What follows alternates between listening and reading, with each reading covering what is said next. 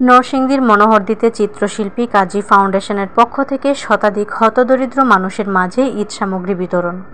উপজেলার কৃষ্ণপুর বাজারে ফাউন্ডেশনের নিজ কার্যালয় মাঠে শুক্রবার বিকেলে ঈদ সামগ্রী বিতরণ অনুষ্ঠিত হয়।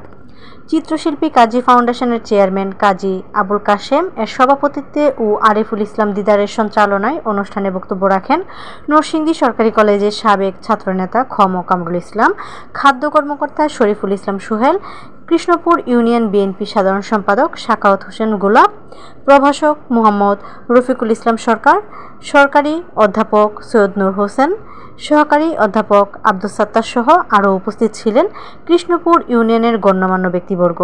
সার্বিক সহযোগিতায় ছিলেন মোহাম্মদ আলী, সোহরাব হোসেন, সুহেল ও রানা হামিদ নীরব।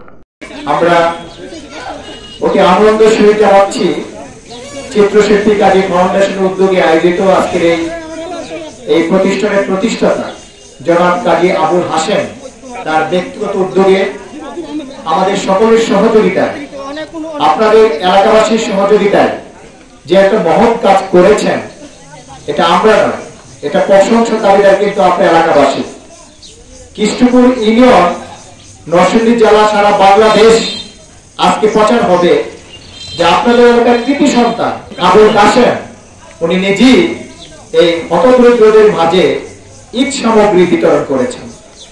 আমরা স্পষ্ট ভাষায় বলতে চাই, এই অঞ্চলে, অত্র অঞ্চলে অনেক শিল্পপতি রয়েছেন, একটা রাজনৈতিক ব্যক্তিবর্গ রয়েছেন, আমরা রাজনীতি করি, আমরা কিন্তু সাহস দেখাতে পারিনি, আমরা এলাকাবাসীর পক্ষ থেকে এরকম উদ্যোগ নিতে পারিনি।